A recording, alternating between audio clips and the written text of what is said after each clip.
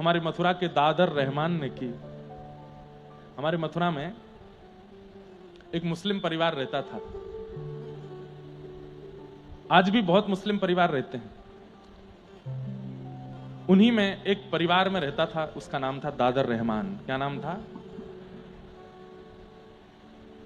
ऐसी अटपटी कहानी तो झूठ होती है, ऐसी अटपटी भक्त लीला मैंने सुनी ही नहीं जैसी दादर रहमान की। एक होता है बंधुओं कि आप प्रयास करते हो ठाकुर जी की प्राप्ति करने का, और एक होता है कि ठाकुर जी प्रयास करते हैं आपकी प्राप्ति का। ये दो प्रकार से ही भक्तों के चरित्र आपको सुनने को मिलेंगे। भक्त ने प्रयास किया भगवत प्राप्ति का, और दूसरे में ठाकुर जी ने प्रयास किया उस भक्त की प्राप्ति का। पर ठाकुर जी प्रयास बहुत कम करते हैं, नाम मात्र। 100 साल में एक बार 100 साल में एक बार किसी भक्त की प्राप्ति का प्रयास ठाकुर जी कर रहे हैं, और उन्हीं में आ गया नाम किसका? दादर रहमान। कुल का नहीं, जाति का नहीं, समुदाय का नहीं, किसी भी रूप में ठाकुर जी का है ही नहीं वो। और उनके पिताजी जो थे दादर रहमान के, वो नामी ग्रामी उस एरिया के जितने भी मुस्लिम परिवार थे उनके हेड थे। वो किसके घर में कैसे क्या नियम चलेगा, माताएं बहनें कैसी रहेंगी, नमाज कितने बजे होगी, क्या होगा क्या नहीं होगा, सब वही बताते थे दादर रहमान के पिताजी। और उनको क्या बोलते हैं वो मुझे नहीं पता, वो हेड थे उस समुदाय के। रोज पढ़ने के लिए मदरसा जाता था। विश्राम घाट है मथुरा में, यमुना जी के तट पर, वहीं द्वारिकाधीश जी का मंदिर है। बहुत सुंदर द्वारिकाधीश जी का दर्शन होता है वहां। तो वहीं विश्राम घाट के पास में इनका घर था, और वहां से ये मदरसा पढ़ने के लिए जाते थे। रोज रास्ता कोई और बहुत भीड़ थी, तो इन्होंने कहा बहुत भीड़ है, मदरसा पहुंचने में देर हो जाएगी, और फिर पहुंचने पर जो हमारे गुरुजी हैं जो मदरसे में पढ़ाते हैं वो बहुत डांटेंगे। सब लोग इधर देखो। तो बहुत भीड़ होने की वजह से आज रास्ता बदल दिया। रास्ता बदल करके जब जाने लगे तो उसी रास्ते में एक सुंदर युगल सरकार का मंदिर था। और भगवत कृपा से पहले मंदिरों में ऐसा नियम होता था कि जैसे अगर मेन रोड पर मंदिर है, आज भी अगर कोई मंदिर ऐसे बनते हैं तो आप जाके वहां बोल सकते हो, जिद मत करना, बस बोल देना कि रोड से ठाकुर जी का दर्शन नहीं होना चाहिए, कि चलता फिरता आदमी चप्पल पहने कैसे भी ठाकुर जी को देख के निकल रहा, नहीं। इसलिए प्राचीन काल में मंदिर अगर जो रोड पे होते थे तो द्वार पर एक ऐसे दीवार लगा देते थे, यहां से पुरुष प्रवेश करो, यहां से स्त्री, अंदर आके ही दर्शन होगा। नियमित रूप से हाथ धो के, पैर धो के, जूता चप्पल उतार के भीतर आओ, तब ठाकुर जी का दर्शन करो। अब रोड पे है, वहीं से ही लोग दर्शन करते जा रहे हैं, पान खाते हुए दर्शन करते हुए जा रहे हैं, वहीं से ही सब्जी मंडी से ही दर्शन करते, ऐसा नहीं। जिद मत करना कहीं कोई मंदिर ऐसा दिख जाए तो, पर निवेदन करना कि एक कोई ऐसी कुछ लगा दीजिए ना कि भीतर आके ही दर्शन करे। तो वो वहां एक दीवार थी और वो एक दिन पहले ही टूट गई थी। अब ये देखो, सारी योजना भगवान ने बनाई है। एक दिन पहले वो दीवार टूट गई जिससे रोड से लोगों को भीतर नहीं दिखता था, और दादर रहमान को आज उस रास्ते में बहुत भीड़ मिली जहां से वो रोज मदरसा जाता था। बदल करके आया, बहुत सीधा साधा बालक, 15 वर्ष की अवस्था थी, जा रहे थे, बस ऐसे देखते हुए चल रहे थे। नगर में नया रास्ता था, तो नया रोड था, तो कौन सी दुकान है, क्या है क्या है। तभी एक झरोके में से भीतर देखा तो मुरली मनोहर लाल ऐसे त्रिभंग ललित श्याम सुंदर वंशी बजा रहे हैं, और श्री किशोरी जी कटाक्ष भर के उनको देख रही हैं, और बस ये रूप माधुरी। 4 कदम आगे गए और रुक गए, और फिर वापस आए, फिर देखा, और देख करके बस देखते रह गए। अपने तन की स्थिति पर खुद, उनको नाम भी नहीं पता है ये कौन है। हाँ, बस इतना पता था कि हम मथुरा में रहते हैं, यहां हिंदुओं के भगवान का जन्म हुआ था, वो वंशी बजाते हैं, और उनकी एक प्रियसी है, उनकी एक पत्नी है राधा रानी, और उनको सब लोग कृष्ण कृष्ण कह के बुलाते हैं, ऐसा इतना बस पता था। आज जब वही देखा, मोर मुकुट ऐसे, और ये मधुरवंशी बजा रहे हैं, कटाक्ष से ठाकुर जी श्री जी को देख रहे हैं, श्री जी ठाकुर जी को देख रही हैं, और दादर रहमान बाहर खड़े खड़े उनको देख रहा है।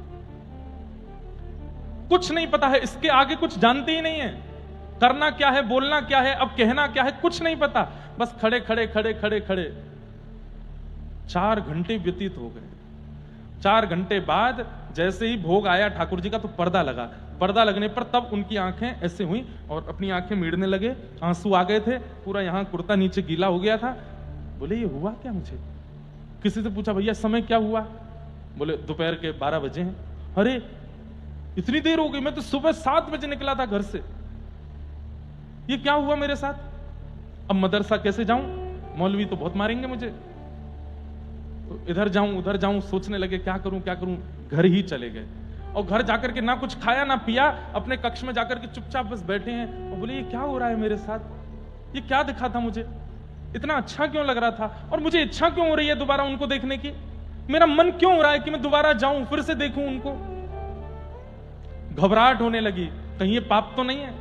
कहीं अम्मी को पता चले, अब्बा को पता चले, मारेंगे तो नहीं मुझे? बंधुओं 1947-50 के बीच की घटना है ये। कल्याण अंक आता है गीता प्रेस, उसमें ये अंक लिखा था। और वो दादर रहमान ना कुछ खाए ना पिए, बस पड़े पड़े रुदन कर रहे हैं। और जैसे ही अम्मी आती हैं या कोई घर का सदस्य आता है तो उठ के बैठ जाते हैं। हाँ बोलो क्या हुआ, आज इतना शांत क्यों है? नहीं कुछ नहीं, थोड़ा ऐसी गर्मी लगी ना तो थोड़ा घबराहट हो रही है। नींबू पानी पिएगा? हाँ पी लूंगा। माँ पानी लाई, एक घूंट उनके सामने ऐसे पीते हैं, वो चली जाती है। इच्छा ही नहीं हो रही कुछ खाने की पीने की। जाहे लगन लगी घनश्याम की, बहुत सुंदर पद है। ठाकुर जी की लगन जिसको लग जाती है, बंधुओं यहां सुनने तो आप लोग आते हैं पर अगर भूल से भी अगर ठाकुर जी ने पकड़ लिए ना तो किसी काम के रह नहीं पाओगे। इसलिए ठाकुर जी ने खुली छूट देख रखी है कि भाई तुम लोग भजन साधन करके मुझे पकड़ लो, मैं अगर पकड़ूंगा तो फिर रोना नहीं बाद में, क्योंकि फिर किसी काम के रह नहीं पाओगे। बहुत सुंदर पद है। दादर रहमान को पता नहीं चल रहा है कि और बात भी तो नहीं कर सकते किसी से, किससे जाके कहूं, किसको बताऊं अपनी मन की वेदना? जिससे कहूंगा वही मुझे मारेगा, ये क्या कर रहा है तू? लेकिन किया तो मैंने कुछ भी नहीं है, मैं तो बस जा रहा था, देख लिया। अब मैं कैसे रुक गया, कितनी देर देखने लगा, इसमें मेरा क्या दोष है? अपने आप से ही बातें कर रहे हैं। रात भर सोए नहीं, तभी समय हुआ सुबह का। पक्षी आदि सब बोलने लगे, सब नहाने धोने जाने लगे। आप भी बड़े उत्सुक होकर के तैयार हो गए और मन में सोचते हुए जा रहे हैं, नहीं दादर कुछ गड़बड़ हो जाएगा, वहां से नहीं जाना है, अपने वाले मार्ग से ही चलते हैं। और बस जा रहे हैं उस रास्ते से जहां रोज मदरसे जिस रास्ते से जाते थे। पर जैसे उस रास्ते पर गए, आज भीड़ भी नहीं है, लेकिन रुक गए। नहीं, अपने आप को समझा रहे, मैं रुकूंगा नहीं, बिल्कुल नहीं रुकूंगा वहां पे, गलत है ना, अपराध है, पाप है, लेकिन एक बार देख लूंगा बस। शायद हो सकता है एक बार देखने से जो घबराहट हो रही है, बेचैनी हो रही है, वो नहीं होगी। मदरसा ही तो पहुंचना है, चल लौट के चलते हैं ना वहीं से। वही भाव उचित है।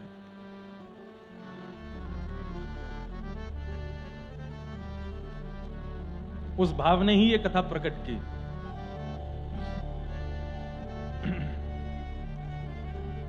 आप दोबारा लौट करके उस रास्ते से जा रहे हैं और बस देखते जा रहे हैं कहां है वो मंदिर, कहां है। तभी वो द्वार दिख गया। घबराहट भी हो रही है, डर भी रहे हैं, पर इच्छा भी हो रही है कि एक बार तो देख लूं। और बस धीमे धीमे गए, मंदिर के बिल्कुल सामने खड़े हो गए। खुद से फिर पूछ रहे हैं, दादर देख ले, देखना है कि नहीं देखना? नहीं देखना, सीधे चलते हैं, आगे बढ़ते हैं। एक बार देख लेते, फिर पीछे आते हैं, नहीं देखना, चलते हैं, फिर चले, फिर एक झलक देख लेते हैं, थोड़ा थोड़ा मुड़ते हैं। एक बार आंख खोल के देखना है, फिर बंद करके सीधे चलना, मदरसे जाना है, हम मुसलमान हैं, हमको अपने भगवान को भजना है, ये सब नहीं करना है।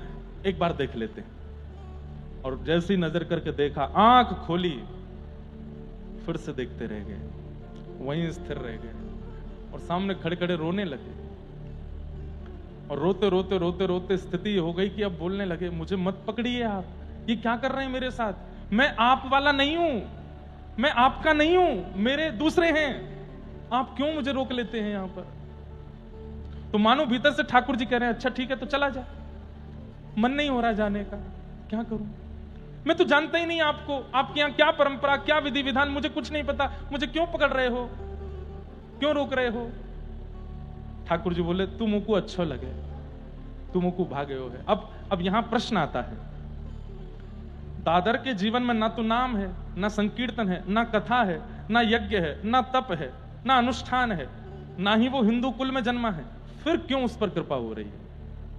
यहां हम कर करके परेशान होते जा रहे हैं, हम पर फिर भी कृपा नहीं हो रही है, क्यों? उसका स्वभाव अच्छा है। दादर रहमान के जीवन चरित्र में बताया कि वो स्वभाव से अच्छा है। जब कभी भी घर में ऐसा कोई उत्सव होता जिसमें जीव जंतुओं को मारा जाता तो वो रोता था कमरे में जाके, पिताजी से कहता ये इसमें भी तो वही भगवान है जिसको हम रिझाना चाहे, क्यों मार रहे हो? ऐसे स्वभाव में। कभी किसी को दीनहीन देखता था तो अपने अब्बा जान के पास जाके इसको कुछ दे दो ना, अम्मी इसके लिए रोटी बना दो ना। उसका स्वभाव बहुत मधुर था, बहुत बहुत। जैसे भोंदू की कथा सुनी है आप सब लोगों ने, वो भोंदू ही था, सरल ही है। क्या समझ में आई बात? कई बार साधन भगवत प्राप्ति नहीं कराता, स्वभाव भगवत प्राप्ति कराता है। अधिकतर देखा जाता है हम भक्त साधन से तो हो जाते हैं पर स्वभाव से नहीं बन पाते। कथा में आने वाले लोगों में भी प्रतिस्पर्धा होती है, कथा में आने वाले लोगों में भी दुनिया भर के दोष भरे पड़े रहते हैं। सरल चित्त, सीधा चित्त जिनका होता है ना, उनको ठाकुर जी मिलते हैं। और मैं तो ऐसा भी मानता हूं, जैसे किसी का आपको स्वभाव लगा बहुत सीधा है, बहुत सरल है, बिल्कुल सामान्य है, ये अंतिम जन्म है उसका। अच्छा एक बात, थोड़ा मेरा एनालाइज है, मैंने थोड़ा सा एनालाइज किया है, ध्यान से सुनना। कोई व्यक्ति जिसका स्वभाव बड़ा चंट है, बहुत चतुर है, बहुत जल्दी जल्दी और जो है जरा सी देर में परिस्थिति को परख लेता है, जरा सी देर में कैसे यहां से पैसे निकालने हैं, कैसे यहां ये करना है, ये बहुत जल्दी जल्दी, मतलब बहुत चतुर है, समझो ये उसका पहला जन्म है, पहली बार आई है उसकी जीवात्मा, तो अपने सारे पैतरने लगा रही है दुनिया में, इसको कैसे अपनाना है, इसको कैसे पकड़ना है, इससे कैसे पैसे निकालने हैं, यहां से कैसे निकल के भागना है, इससे कैसे करना है, ये सब कुछ। एक जन्म के बाद फिर दूसरा जन्म आता है तो थोड़ी चतुराई घट जाती है, फिर तीसरा जन्म आता है थोड़ी और चतुराई घट जाती है, चौथा जन्म आता है थोड़ी और, करते करते करते अब वो आत्मा एक्सपीरियंस्ड हो गई है, उसको पता चल जाता है कि यहाँ चतुर बनने से कोई फायदा नहीं है, अंत तो गत्वा लकड़ी पर जलना ही है। चतुर बनने से, इसका हक मारने से, ये करने से, वो करने, कुछ नहीं होने जाने वाला। तो वो आत्मा क्या करती है, अपनी बुद्धि को विश्राम देती है, बोले तू शांत रहे, थोड़ा सरलता से। कोई गलत कर भी रहा है, किसी के द्वारा अपराध हो भी रहा है, तो वो उसको देख करके शांति हो जाती, कोई बात नहीं भाई, तुम भोगोगे, तुम जो कर रहे हो, हमें कोई इससे चिंता नहीं। सरल चित्त जिनका हो जाता है, सहज स्वभाव जिनका हो जाता है, मेरे मायने में ये उनका अंतिम जन्म है।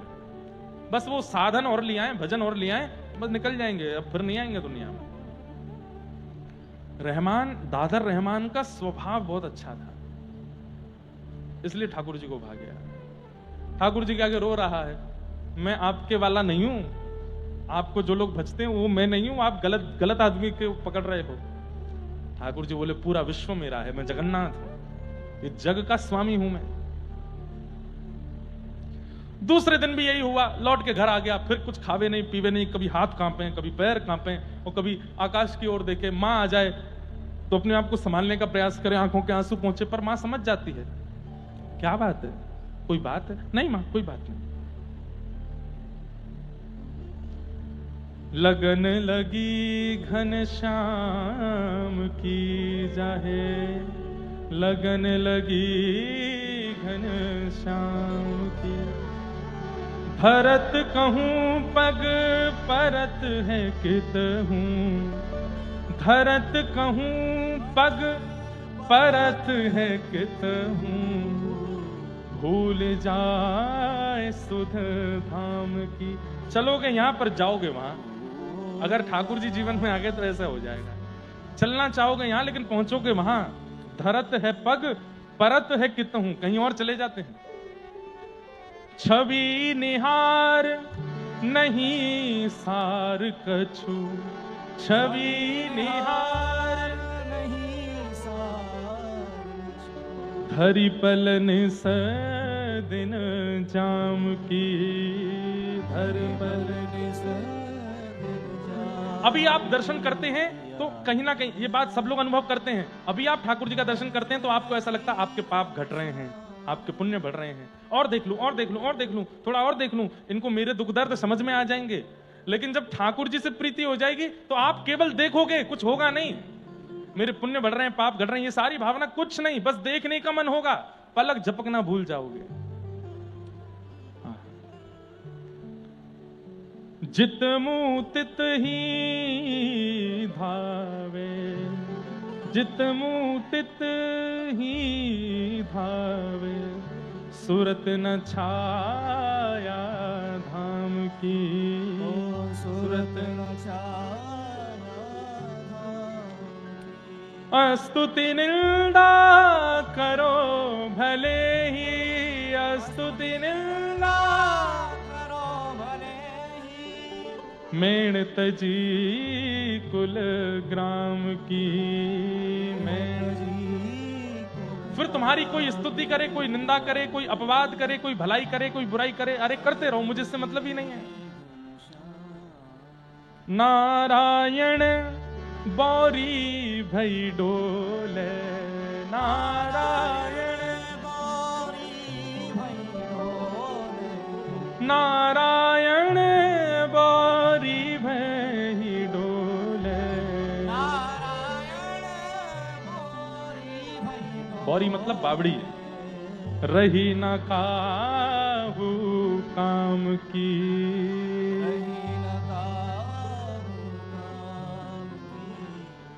लगन लगी घनश्याम की, जाहे लगन लगी घनश्याम की,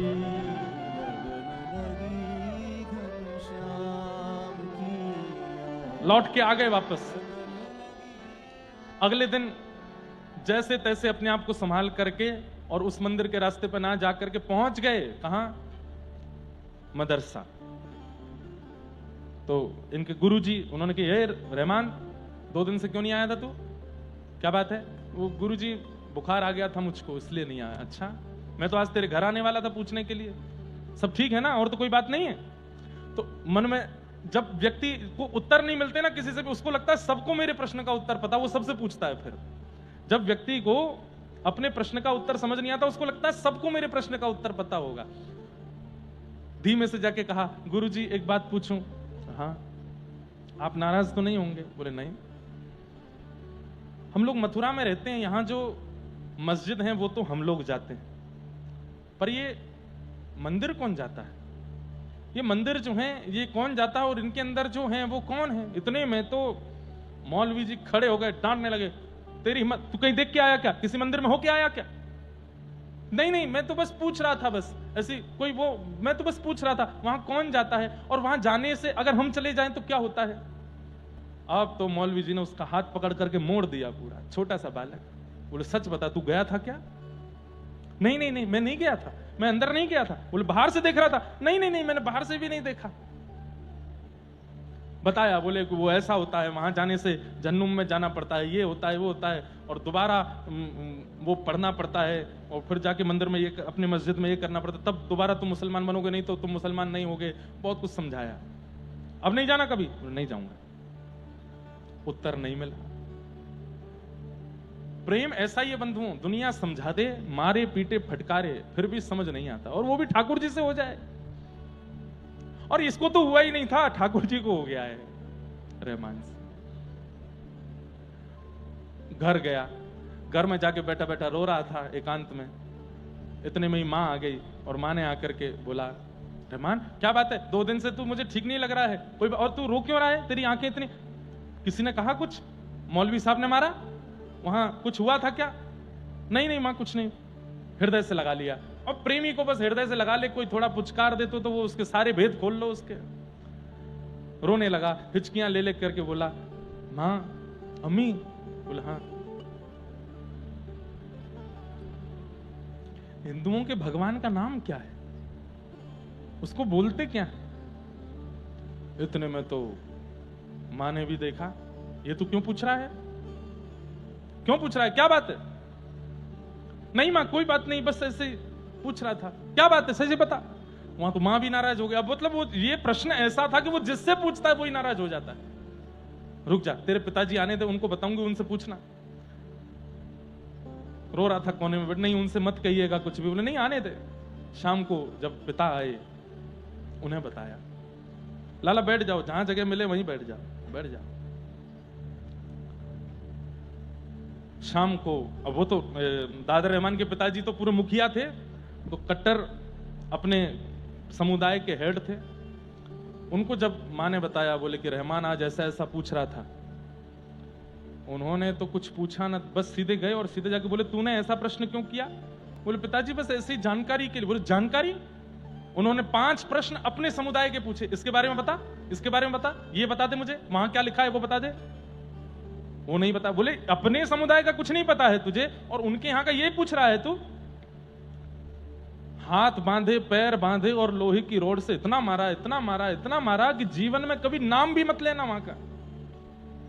मां ने आकर के रोका, बोले कि हम मथुरा में रहते हैं, ये उनके भगवान की जन्म स्थली है, हो सकता है कोई बाहर इतने बालक रहते हैं, कोई हिंदू मित्र बन गया होगा, उसने सिखा दिया होगा। बोले बिल्कुल नहीं, लेना ही नहीं है नाम। आज के बाद यदि नाम लिया, आज तो केवल मारा है, अगली बार पता चला तो तेरे को जमुना जी में फेंक के आ जाऊंगा। और इनके चाचा का बेटा था, उसका नाम था कासिम, उसको बुला करके कहा कि कल से रहमान के साथ तू जाएगा और पूरी खबर रखना, किससे मिलता है, कहां जाता है, किसको देखता है, कहीं ऐसा ना हो कि कोई हिंदू फकीर इसको ले जाकर के और साधु महात्मा बना दे, और कुछ भी हुआ तो तेरी खैर नहीं। उसने कहा जी चाचा जी मैं जाऊंगा कल से। कासिम जाने लगा साथ में। 2-4-10 दिन तो ठीक रहे, लेकिन 10 दिन बाद ये कासिम को कुछ खाने के लिए अच्छा लगता था बाजार में, तो बोलते ए कासिम तुझे वो अच्छा लगता है ना? बोले हाँ। खाएगा? बोले हाँ। खिलाऊं? बोले खिला दो ना। बदले में मुझे क्या देगा? बोले जो तुम कहो। बोले पक्का? बोले पक्का। कुछ नहीं चाहिए, बस एक रास्ते से हम लोग चलेंगे। हाँ तेरे को मैं दिलाता हूं। उसको वो चटपटा जो भी सामान था वो दिला। उसको क्या पता था कि उस रास्ते में क्या है, वो जा रहा है साथ में लेकर के। और सुन यहीं रुक जा, तू खाता रहे, मैं बस थोड़ी देर। बोले आप क्या करोगे खड़े होके? बोले कुछ नहीं, बस मैं खड़ा हूं, तू खा ले फिर चलेंगे। वो खा रहा है और वो देख रहा है सामने, आंखों से अविरल अश्रुधार गिर रही है और बस ऐसे ही देख रहे हैं। बोले मुझे बीच में क्यों छोड़ दिया है? ना मैं वहां का हूं ना मैं यहां का हूं, एक तरफ लीजिए या तो वहीं छोड़ दीजिए या अपने पास बुला लीजिए, ये बीच में क्यों अटका दिया? अब कासिम खाते खाते देखे ये भाईजान रो क्यों रहे हैं, ये देख कहां रहे हैं? और जैसे ही देखा तो मंदिर में ठाकुर जी और प्रिया जी। उसने वो सामग्री फेंकी, हाथ पकड़ा, भाईजान क्या कर रहे हो आप? चाचा जान को पता चलेगा क्या करेंगे? देख तू घर पे नहीं बताना, मैं तेरे को रोज ये चीज खिलाऊंगा, इससे भी बढ़िया वाला खिलाऊंगा, तू घर पे नहीं बताना, मुझे देखने दे। किसी ने देख लिया तो बहुत दिक्कत हो जाएगी, सबको पता है आप किसके बेटे हो, कोई जाके बता देगा घर पर, आपको तो जो होगा सो होगा, मुझे भी मारेंगे वो, तेरे को कुछ नहीं होगा, तू अपना खाना प्रेम से, मुझे थोड़ी देर और देखने दे। अब रोज कासिम को कुछ खिलाने का लोभ देते हैं और कासिम उनको मिलवाने ले जाता है ठाकुर जी से। एक दुकान की आड़ में खड़े होकर देखते रहते हैं, कभी रोते रहते हैं, कभी बिलखते रहते हैं, कभी हृदय पर हाथ रख के बैठे रहते हैं।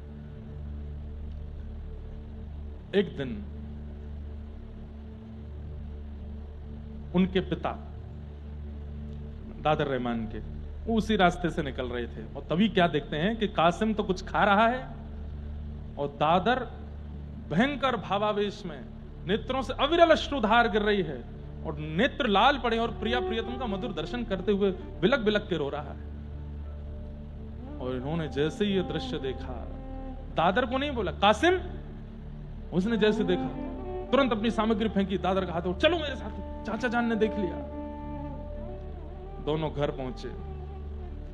थोड़ी देर बाद इनके पिता आए और घर का दरवाजा लगा करके लोहे की रॉड से पैर बांधा, तो लोहे की जंजीर से पैर बांधे, हाथ बांधे, मुख में कपड़ा डाल करके मुंह बांधा, इतना मारा, इतना मारा, इतना मारा कि पूरी शरीर की चमड़ी उधेड़ दी। मां चिल्ला रही है कमरे में बंद होकर के, लेकिन नहीं।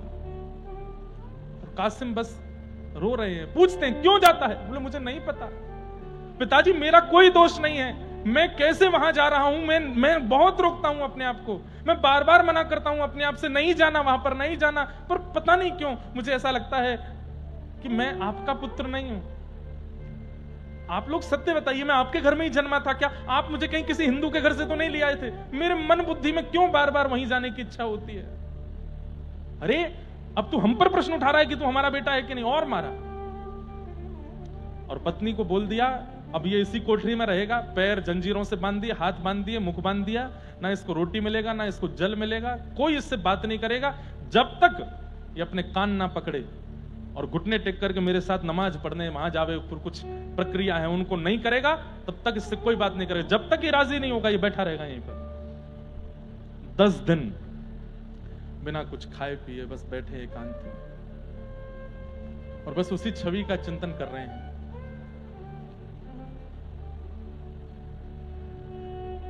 एक दिन, 2 दिन तो छुपाव रहा, तीसरे चौथे दिन से ऐसी स्थिति कि इनकी अम्मी आकर के द्वार पर बोलती है, बेटा कुछ खाएगा? नहीं। कुछ पिएगा? नहीं। तेरे को भूख नहीं लगी? बोले ना। क्या है? क्या क्या चाहिए? कुछ तो बता। बोले कृष्ण और राधा रानी चाहिए, उनको लाके दे दो। मत बोला कर, तेरे अब्बा जान सुनेंगे, बहुत मारेंगे तुझे। मत बोला कर, तेरे हाथ जोड़ती हूं, तेरे पैर पूछती हूं, मत बोला कर उनका नाम। बैठे रहते, 4-5 दिन और निकल गए, फिर पूछती है, बेटा कुछ खाएगा? तेरे लिए रोटी लाऊं? देख मैं नीचे से रोटी दे दी है, तू खा ले, थोड़े दाल चावल खा ले, कुछ पानी तो पी ले। केवल राधा कृष्ण चाहिए, अब तो उन्हीं की भूख है, उन्हीं की प्यास है, उनसे ही मिलना है मां, और कुछ नहीं। 10वां दिन हुआ, इतने विरह आतुर हो गए, प्रेम पुलकित होकर के रात भर रोते रहे ठाकुर जी के स्मरण में। और बंधुओं, 11वें दिन के प्रारंभ में जैसे ही पिता ने आकर के उस कोठरी में देखा, हथकड़ियां रखी हैं, बेड़ियां रखी हैं, ताला लगा है, लेकिन दादर रहमान वहां नहीं है। ये आश्चर्य था। चाबी मेरे पास रहती है, ताला किसी ने खोला नहीं है, हथकड़ियां खोली, हथकड़ियां बंद ही रखी हैं, मानो जैसे हथकड़ी बेड़ियों के बीच से कोई गायब हो गया हो। आपने तुरंत ताला खोल करके भीतर ढूंढा, कहीं नहीं मिले। हथकड़ी बेड़ियां उठा उठा करके देखी, खोल, जोर जोर से खोल के देखा, खोल नहीं सकता कोई उनको। कहां गया हमारा पुत्र? वहीं पर एक पत्र लिखा था दादर रहमान ने। बोले मां, पिताजी, मैं जिनका हूं वो मुझे लेने आए हैं और मैं उनके साथ जा रहा हूं। आप मेरे लिए ज्यादा प्रयास मत करिएगा। मैंने आपको जो कष्ट दिया, जो परेशानी दी, उसके लिए मुझे क्षमा करना। और ऐसा कहकर के वो पत्र छोड़ गए। मथुरा में ढूंढा, गलियों में ढूंढा, यमुना जी के तट पर ढूंढा, आगरा तक ढूंढा, लेकिन दादर रहमान नहीं मिले।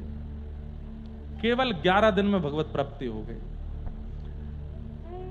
मुस्लिम हकीमों के पास, बड़े बड़े झाड़ फूंक करने वालों के पास, भविष्य बताने वालों के पास गए, किसी ने कुछ बताया, किसी ने कुछ बताया, कोई भी प्रमाण नहीं दे पाया कि कहां है दादर।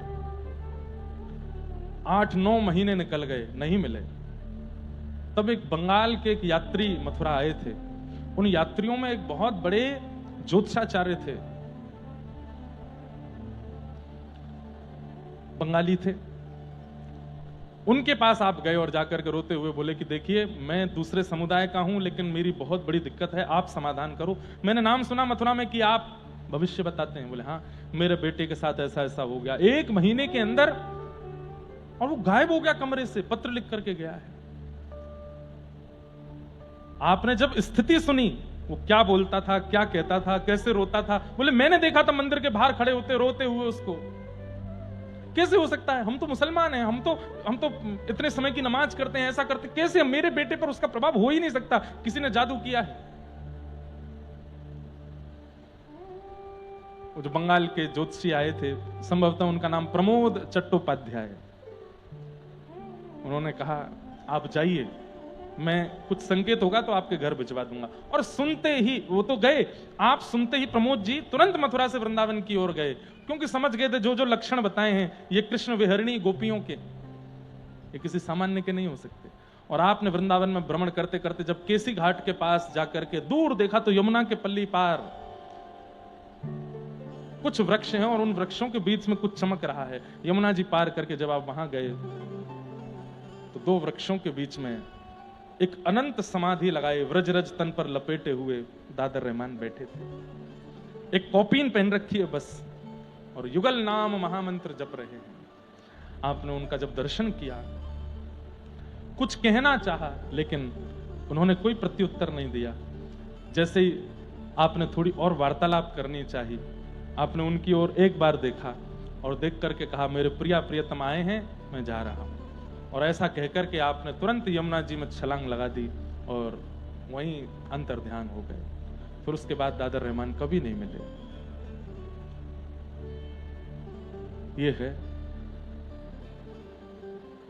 इसलिए भैया, आप ठाकुर जी को पकड़ रहे हो, ठीक है, कहीं उन्होंने आपको पकड़ लिया तो फिर संसार के तो नहीं रह पाओगे। और यदि बहुत चाह हो कि वो पकड़ लें तो अपने स्वभाव को मधुर बना लो। नहीं है इच्छा इस संसार के, वैसे तो अब इच्छा वैसे लगती नहीं है इस संसार में रहने की, यहाँ के व्यवहार विचारों का निर्वहन करने की, बस इच्छा होती है वो मिल जाए। अपने स्वभाव व्यवहार को मधुर बना लीजिए और थोड़ा सह लीजिए, इस संसार में सह लीजिए। हमेशा के लिए दादर रहमान श्री प्रिया प्रियतम के मधुर सेवा में विलीन हो गए।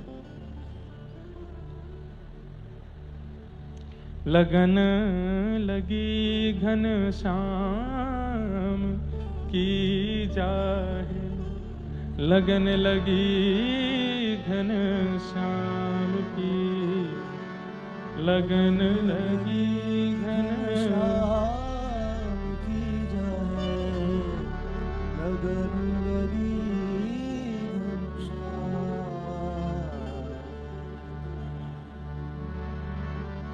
भागवत जी का विषय क्या कहता है? धर्म प्रवजित कई तपोत्र परमो। परम धर्म यानी कि प्रिया प्रियतम से प्रेम करना, यही परम धर्म है। आप लोग कहीं घबराना नहीं कि दादर रहमान जैसे हमारी हालत तो नहीं हो जाएगी, हम इतने पवित्र नहीं है।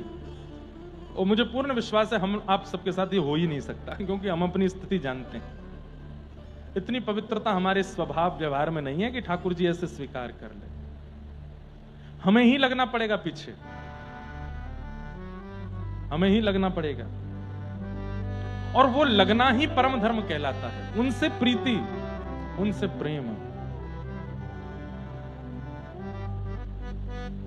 दूसरी बात, ठाकुर जी से प्रेम करने का अधिकार किसके पास है? तो कहते हैं निर्मत्सराणाम सताम, जिसके चित्त में मात्सर्य दोष नहीं है। मात्सर्य मतलब दूसरे के प्रति ईर्ष्या, दूसरे के प्रति ईर्ष्या की भावना जिसके चित्त में है, वो इस जन्म में भगवत प्राप्ति कभी नहीं कर सकता। काम है भगवत प्राप्ति कर लेगा, क्रोध है भगवत प्राप्ति कर लेगा, लोभ है तो भी भगवत प्राप्ति कर लेगा, मोह है तो भी भगवत प्राप्ति कर लेगा, लेकिन कहीं ना कहीं दूसरे के प्रति ईर्ष्या की भावना है तो भगवत दर्शन कभी नहीं हो सकता। ईर्ष्यालु व्यक्ति को भगवान नहीं मिलते, इसलिए ईर्ष्या का त्याग करो, ईर्ष्या का परित्याग करो। निर्मत्सराणाम सताम वैद्यम वास्तवमत्रमस्तु शिवदम। और भागवत जी क्या कराती हैं? बोले ठाकुर जी से संबंध कराती हैं। बोले कैसा संबंध? बोले निर्मत्सराणाम सताम, मात्सर्य दोष से रहित संबंध ठाकुर जी से कराती हैं। निर्मत्सराणाम सताम। फिर ठाकुर जी आपके जो बनेंगे वो सदा के लिए ही आपके वैसे ही रहेंगे। आपके लाला बने, आपके भैया बने, आपके सखा बने, वो जिस भी संबंध में आपके पास आएंगे वो सदा उसी भाव से ही रहेंगे। भागवत जी का आश्रय लेना पड़ेगा, बिना इनके आश्रय के संबंध की पुष्टि नहीं हो सकती। इसलिए वैद्यम वास्तवमत्र वस्तु शिवदम, ठीक ठाकुर जी से आपका संबंध। और बोले कैसा संबंध? शिवदम, कल्याणकारी संबंध कराती। तापत्रयोन्मूलनम, 3 प्रकार के तापों का उन्मूलन कर देती हैं भागवत जी। आदि दैविक, आदि भौतिक, आध्यात्मिक, फिर किसी भी प्रकार का ताप यानी कि कष्ट जीवन में नहीं रहता है। केवल एक ही कष्ट रहता है कि श्याम सुंदर हमें कैसे मिलेंगे, वो मुरली मनोहर हमें कैसे मिलेंगे, वो मधुसूदन माधव मुरारी, बस यही एक कष्ट रह जाएगा जीवन में। और कोई कष्ट कष्ट सा लगेगा नहीं। लाइट नहीं आ रही, एसी नहीं चल रहा, कोई बात नहीं। नमक खत्म हो गया है, केवल सब्जी मसालों की बनी है, कोई बात नहीं। रोटी में स्वाद नहीं है, घी नहीं डला है, कोई बात नहीं।